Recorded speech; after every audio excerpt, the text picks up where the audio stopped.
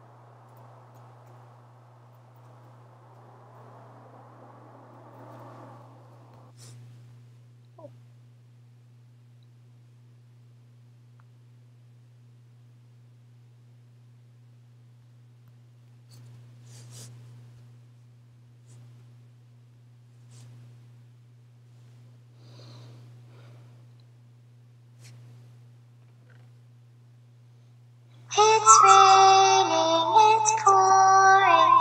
The old man is snoring. He went to bed.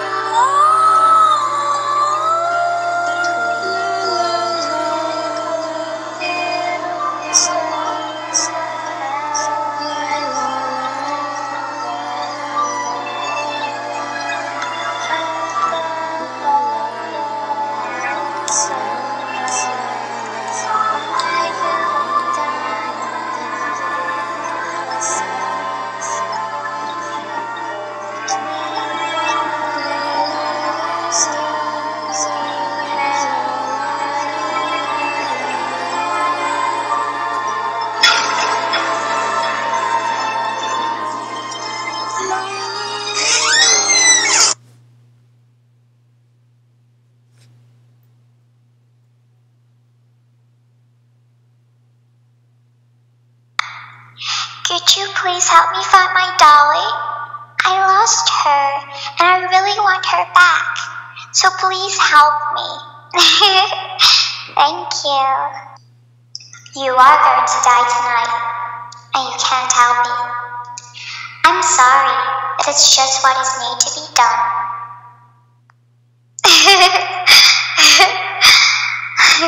I will find you, and I will kill you. You and everyone you know will be dead. You're all going to die. You want to play hide and seek? You hide and I'll find you.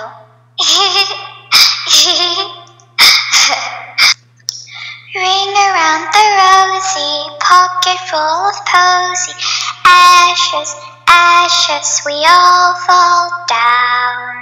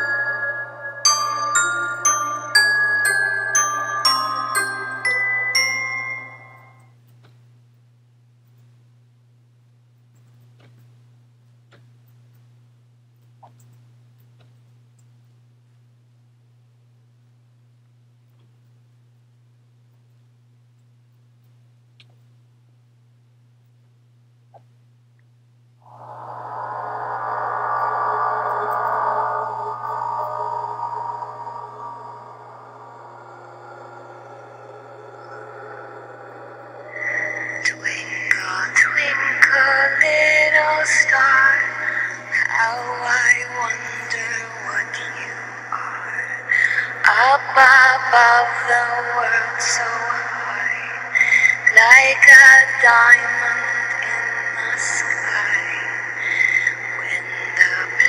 blazing sun is gone, when the nothing shines upon, then you show your little light. Twinkle, twinkle all the night. Then the traveler in the dark thanks you for your little spark. He could not see which way to go if you did not twinkle so.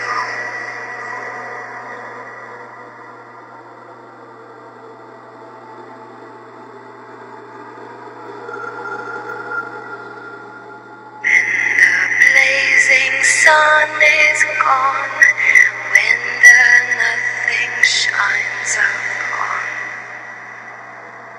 Though I know not what you are, twinkle, twinkle, little star.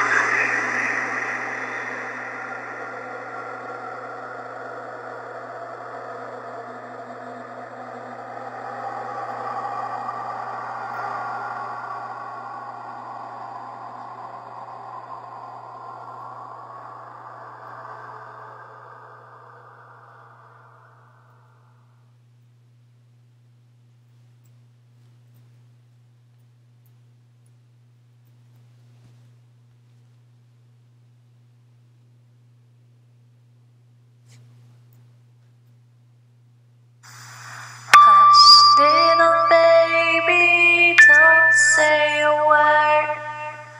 Mama's gonna buy you a mockingbird.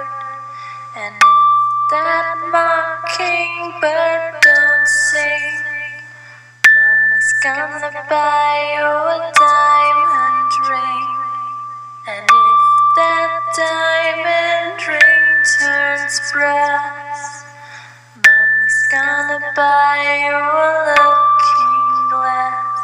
And if that looking glass gets broke, Mama's gonna buy you a winter cloak.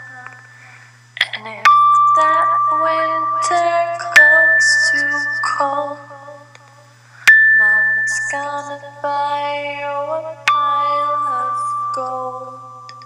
And if that gold was stolen too, Mama's gonna go to jail for you. So hush, little baby, don't say a word. Mama's gonna kill for you the whole damn world.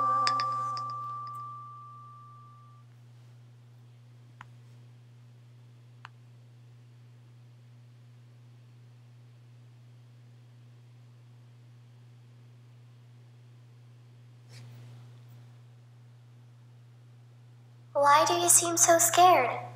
All I wanted to do was play with you. Please come and play with me. I am so lonely. You're not afraid of the dark, are you? Don't be afraid. Come with me.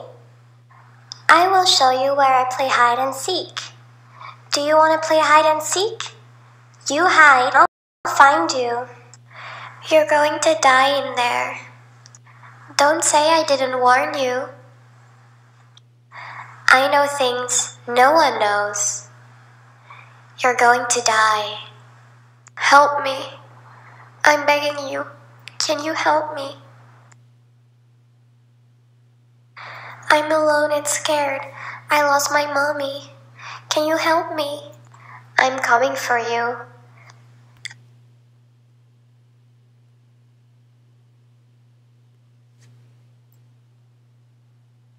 Look behind you. Look behind you. I'm right behind you. I'm right behind you. I'm right behind you. I got your leg. I can hear your footsteps. I can hear your footsteps. Don't hide. Don't hide. I'm going to find you. Don't hide.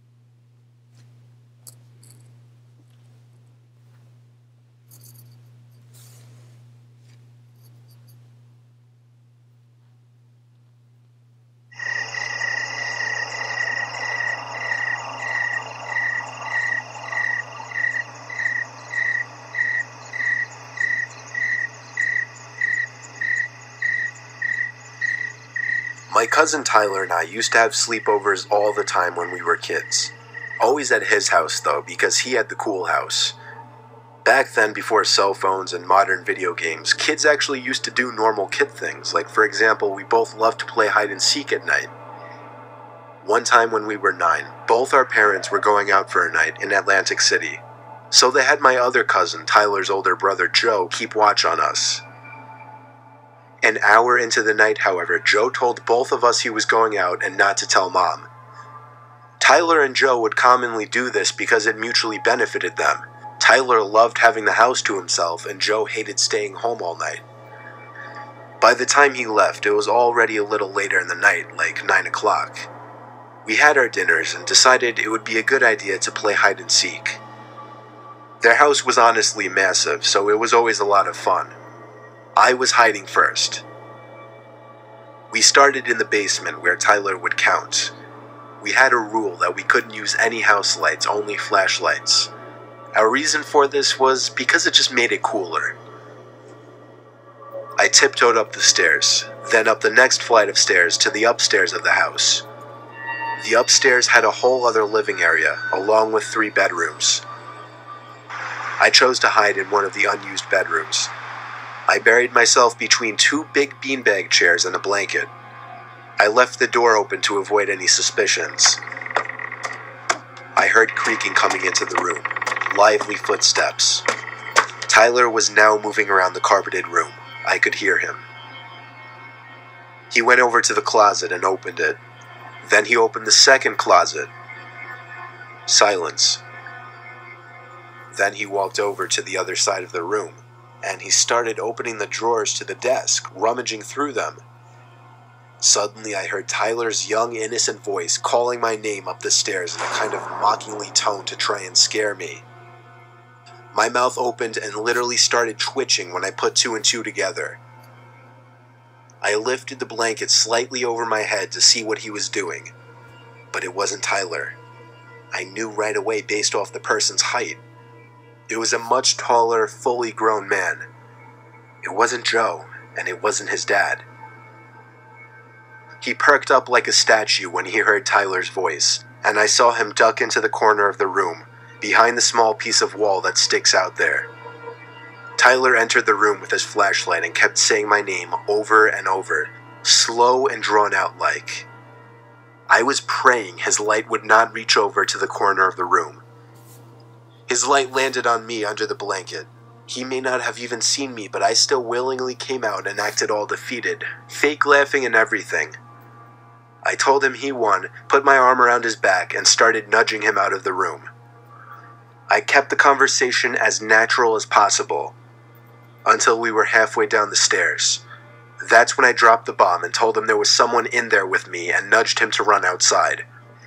Being the scared 9-year-olds we were, all we could do was run next door and ask the woman living there to call the police for us. She did without hesitation. I still remember the scene vividly, of the cops pulling up, running into the house, and 5 minutes later ushering a guy out in cuffs. It was a great feeling, even as a 9-year-old.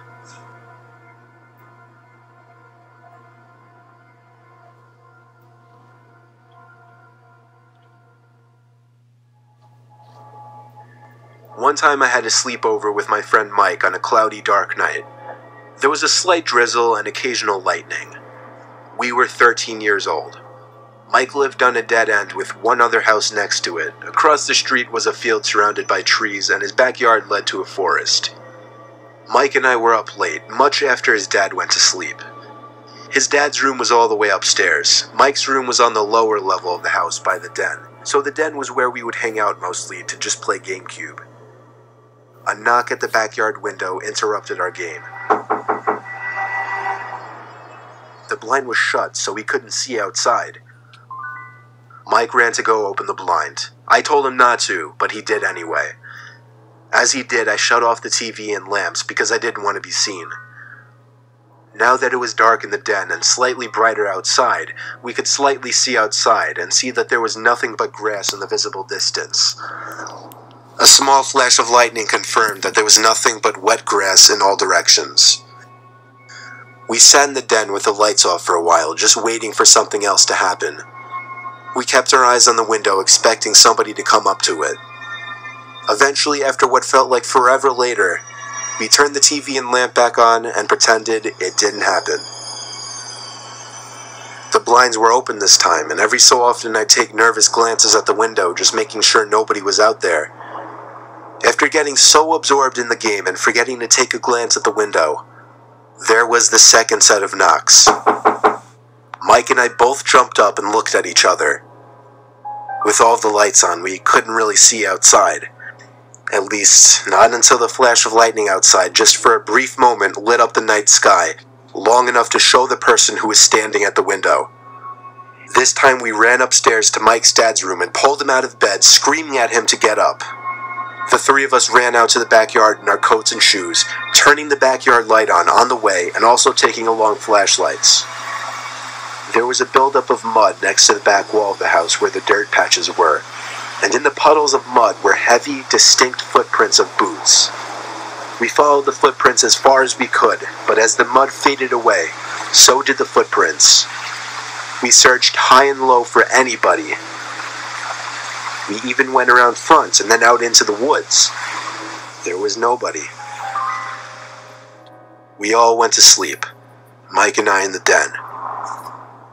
I couldn't sleep though, I was terrified. Of course, the blinds were shut to the window and back door now. Just as I was anticipating it, there was a third set of knocks at exactly 12:15. I remember that number. Me and Mike both jumped from the couches and ran upstairs to his dad's room once again. This time he ran outside alone and told us to call the cops. He returned soaking wet, having found nobody. The cops came for nothing because there was really nothing they could do. The knocking didn't happen again though, and I also never slept over Mike's house again. Ever since that day, his den just always gave me the creeps.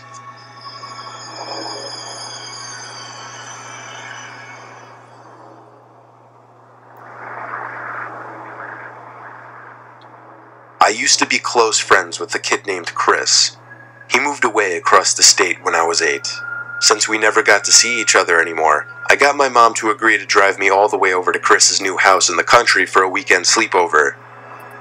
Pulling onto his property, I already knew this was the perfect place to do anything outdoorsy. It was a decent-sized house with nothing but woods in all directions. The first day we didn't do much because I got there late anyway, so we just talked for a while and watched a movie. A couple of times I'd think that I was hearing sounds coming from below the floor. I would ask him, "Do you have a basement? Is someone down there?" Chris went on to tell me that there was no basement, and that his whole family had been hearing weird noises coming from down there for a few days, and they planned on having some inspector over to check it out. The next day was partly cloudy and warm, so we planned on spending most of the day outside. I convinced him to go for a walk in the woods just to explore. After all, this was all kind of new to him as well. Conveniently, there was an opening into the woods that almost seemed to have meant to be a path. So as we were walking over to it, Chris's foot hit something that made a metallic kind of thud sound. His foot hit a rusty old cellar door. He said he didn't know about this, neither did his dad. He bent down and pulled it open, and it made an ear-piercing squeal as the rusty door turned on the hinges. It was the definition of pitch black down there, but it seemed a ladder led down a very narrow tunnel. Neither of us dared to step foot down there. Suddenly, a sound echoed up the tunnel, like the sound of something dropping onto a hard floor. And then metallic sounds echoing up the tunnel, getting closer. As soon as we realized it was the sound of somebody climbing up the ladder, we ran to get Chris's father, who was shocked to see what we had found. He called down there repeatedly for anybody to come out before calling a few of his buddies over to go down with him. Chris and I were forced to stay inside while the three of them went down there. They came back up 5 minutes later, all of them visibly shaken and nervous.